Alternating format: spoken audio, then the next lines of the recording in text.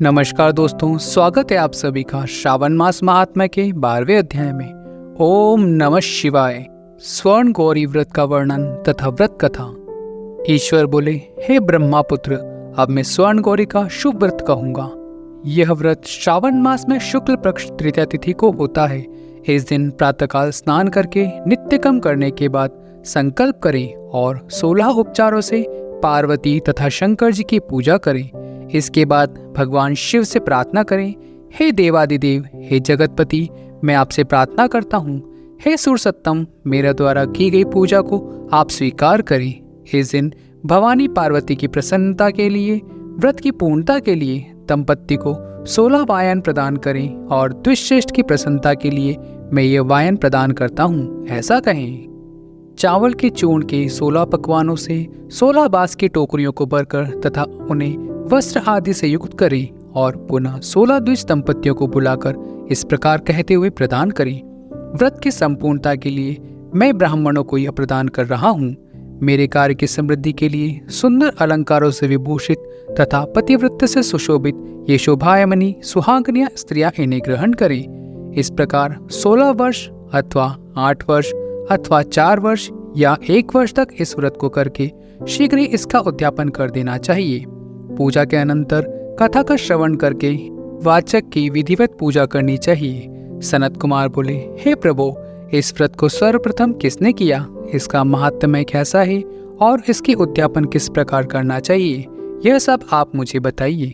ईश्वर बोले, हे महाबाप, आपने उत्तम बात पूछी है। अब मैं आपके समक्ष मनुष्य को सभी संपदाएं प्रदान करने वाले स्वर्ण गौरी नामक व्रत का वर्णन करता हूँ। पूर्व काल में सरस्वती नदी के तट पर सुवीला नामक विशालपुरी थी। उस नगर में कुबेर के समान चंद्रप्रभ नामक एक राजा था। उस राजा की रूप लावण्य से संपन्न, सौंदर्य तथा मंद मुस्कान से युक्त और कमल के समान नेत्रों वाली महादेवी और विशाला नामक 2 भार्याएं थीं। उन दोनों में ज्येष्ठ महादेवी नामक भार्या राजा को अधिक प्रिय थी। आखेट करने में आसक्त मन वाले राजा किसी समय वन में गए और सिंहों, शार्दुलों, शुक्रों, वन्य भैंसों तथा हाथियों को मारकर प्यास से व्याकुल होकर उस घोर वन में इधर उधर भ्रमण करते रहे।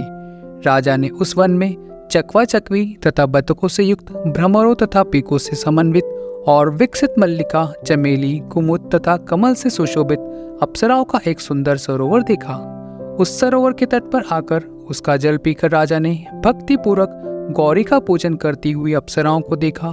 तब कमल के समान नेत्रों वाले राजा ने उनसे पूछा, आप लोग यह क्या कर रही हैं? इस पर उन सब ने कहा, हम लोग स्वर्ण गौरी नामक उत्तम व्रत कर रही हैं। यह व्रत मनुष्य को सभी संप्रदाय प्रदान करता है।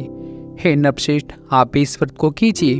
राजा बोले, इसका विधान कैसा है और इसका फल क्या है, मुझे यह सब विस्तार से बताएं। तब वे सारी स्त्रियां बताने लगी, हे राजन, स्वर्ण गौरी नामक व्रत श्रावण मास की शुक्ल पक्ष की तृतीया को किया जाता है। इस व्रत में भक्ति पूर्वक अत्यंत प्रसन्नता के साथ पार्वती तथा शिव की पूजा करनी चाहिए।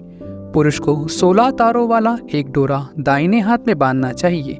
स्त्रियों के लिए बाएं हाथ में या गले में इस डोरे को बांधना चाहिए। यह सब सुनने के बाद संचय चित्त वाले राजा ने उस व्रत को संपन्न करके 16 धागों से युक्त डोरे को अपने दाहिने हाथ में बांध लिया। उन्होंने कहा, हे देवेश, मैं इस डोरे को बांधता हूँ, आप मुझ पर प्रसन्न हो, मेरा कल्याण करें। इस प्रकार देवी का व्रत करके वे अपने घर को आ गई। राजा के हाथ में डोरा बंधा देखकर ज्येष्ठ रानी ने पूछा और सारी बात सुनकर वह राजा के ऊपर बहुत क्रोधित हो उठी।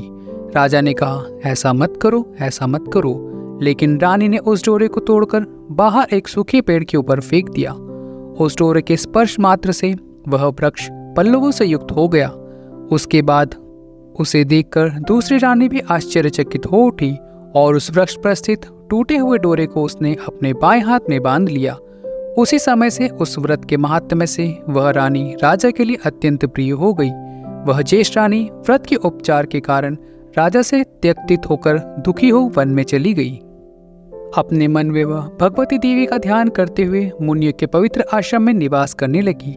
कहीं कहीं शेष मुनियों के द्वारा यह कहकर आश्रम में रहने की से रोक दी जाती थी कि आप पापिन हैं, अपनी इच्छा के अनुसार यहाँ से चली जाओ।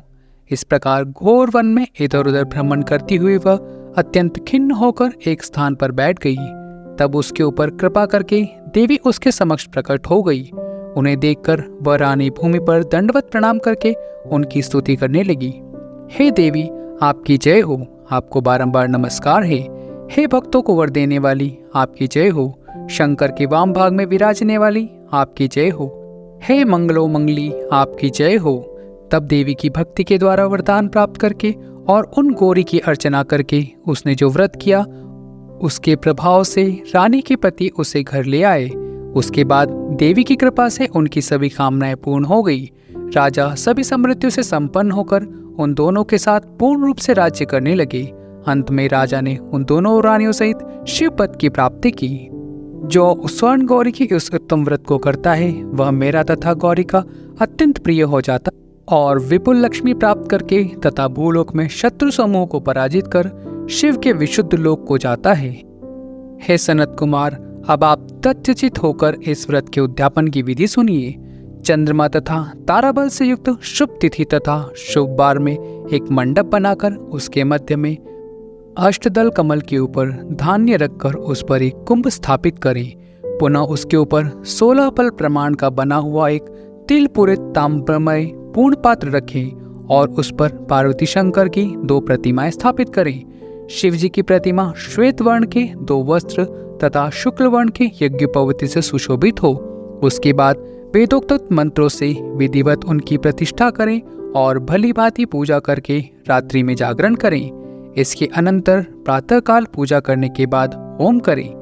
सर्वप्रथम ग्रह होम करके प्रधान होम करें। हवन के लिए यव मिश्रित तिल घृत से पूर्ण रूप से सशक्त होना चाहिए। 1000 अथवा 100 आहुतियां डालनी चाहिए।